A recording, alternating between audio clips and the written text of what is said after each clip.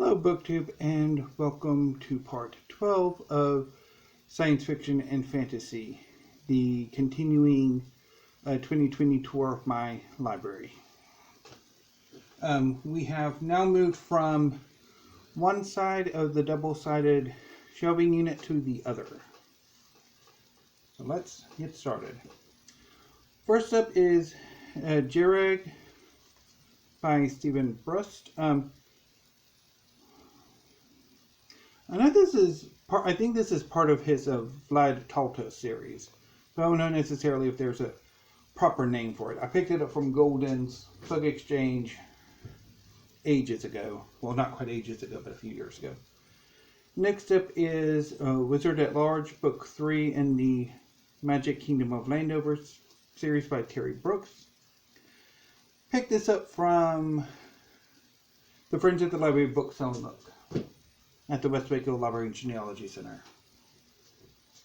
And then we have the Genesis of Shannara series, Armageddon's Children.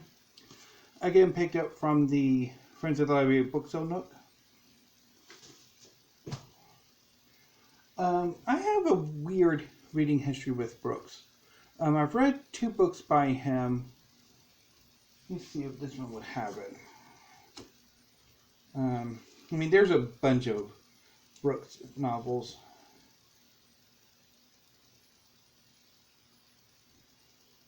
Yeah, I've read The Elf Queen of Shannara, and I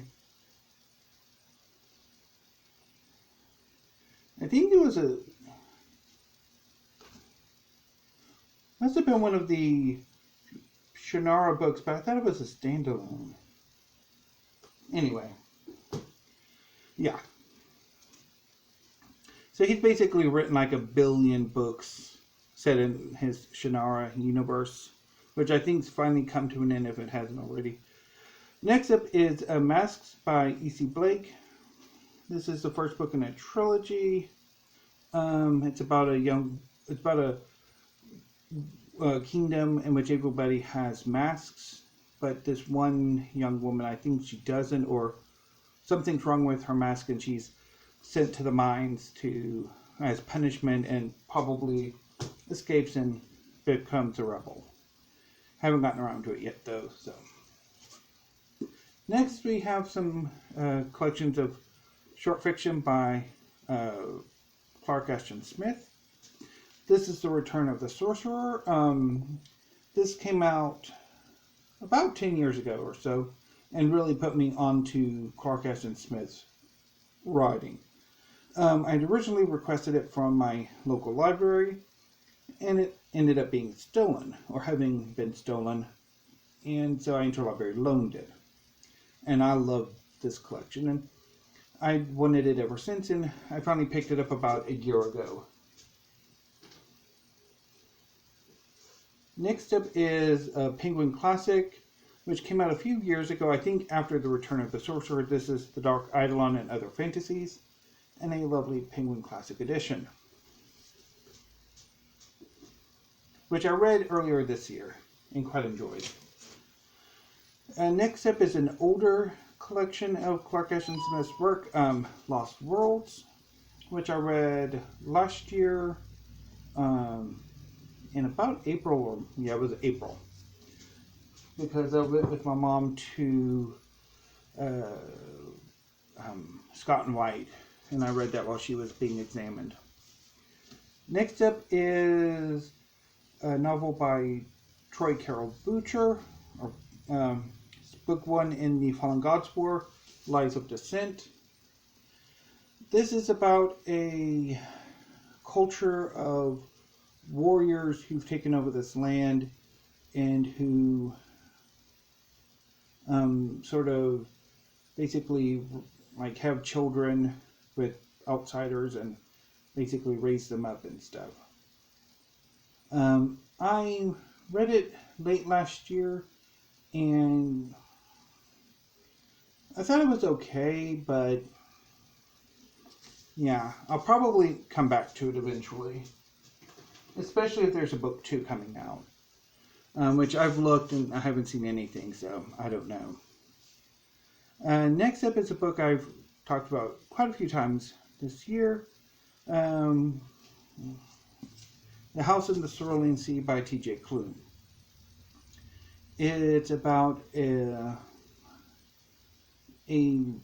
sort of inspector for a government organization that deals with magical children. He's sent to inspect an orphanage where he falls in love with the head of the orphanage, Arthur Parnassus, and basically falls in love with the kids. And I think eventually, after some shenanigans, they become a couple and eventually just adopt the kids in their charge.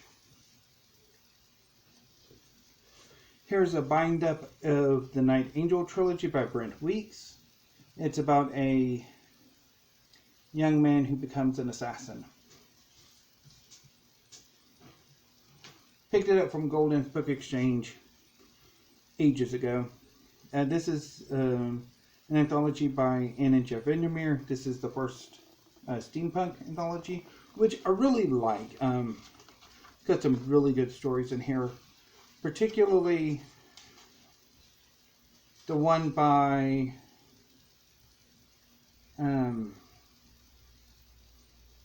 J Reg, The God Clown is Near, is amazing.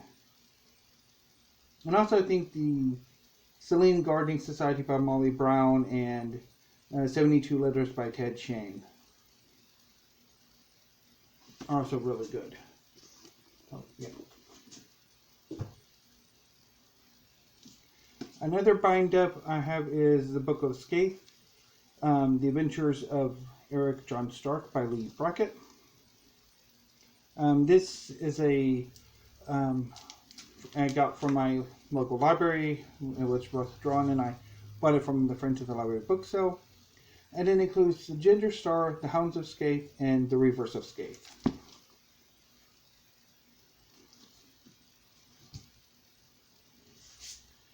And sticking with Lee Brackett, we have the Best of Lee Brackett. In this kind of collection.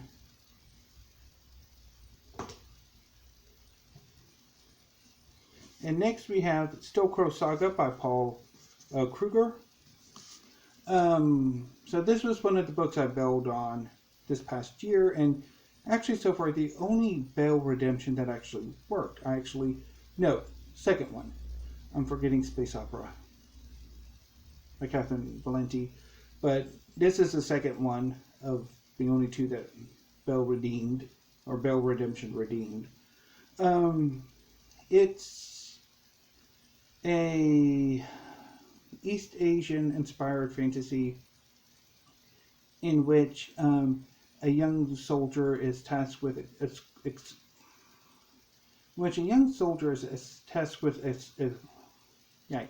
escorting the heir to the throne of this empire that conquered most of the known world and who has since fallen, back to his homeland to be crowned. So he can then participate in the peace negotiations. All the while, the 11th daughter, or 11th princess of another empire that had also suffered invasion and occupation, is determined to find this prince and take him back home to her father so that she can be elevated into a higher position. Teaming up with her is a young thief who is subsequently deputized into becoming the princess's assistant. And I like the book, although obviously there's stuff around Paul Kruger that, which I've talked about. But anyway, so enough of Stillcrow Saga. Next up is Ethan of Athos by Lois Macbeth or Bejeweled. This is the story of Ethan of Athos, which is a male-only planet. Their ova lines are failing, and he needs to pick up new strands. Unfortunately, the order was corrupted, and so he's got to find out what's going on. And he gets involved in shenanigans, including with this mercenary Ellie Quinn, and I bailed. So I read it for Space Opera September, and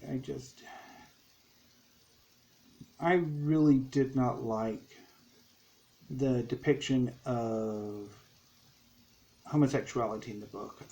Athos is a completely homosexual society. It's only all male, and it just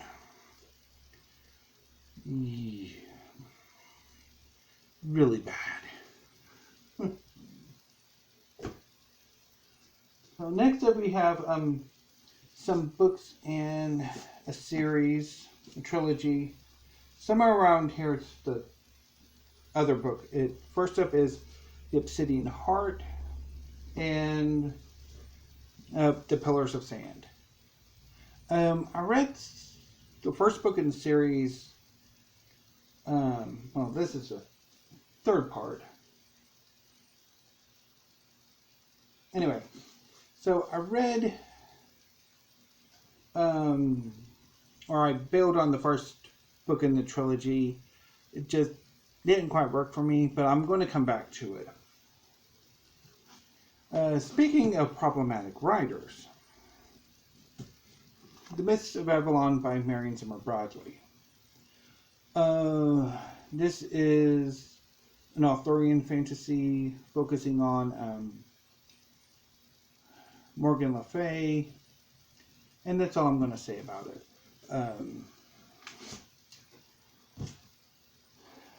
Zimmer Bradley was at one time one of the most important female writers in science fiction and fantasy, famous for her Myths of Avalon series, or the sequels, as well as her Darkover novels, and her role in supporting female writers through her Sword and Sorceress anthology series. And a few years ago, it was revealed that her and her husband were child predators, that they preyed on their children. Or at least her husband, I think it was known that her husband was a predator, but it wasn't known how complicit she was, that she actually was involved as well. So, yeah. Next up is The Throne of Emencor by Joshua Palmatieri. This is a bind-up including The Skewed Throne, The Cracked Throne, and The Vacant Throne. I've got this one from a gift from Thomas of SFF 180. And the final two books on the shelf. The Wizard of Oz, or The Wonderful Wizard of Oz by L. Frank Baum. And Homunculus by James P. Blylock.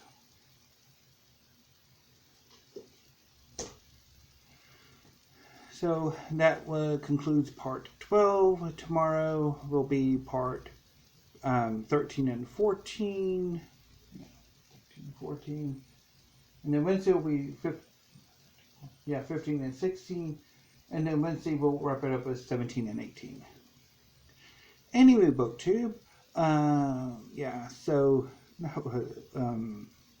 I'll go ahead and sign it off for now. And I will see you tomorrow with the continuation of my 2020 library tour. Until then, thank you, have a great afternoon, and please stay safe.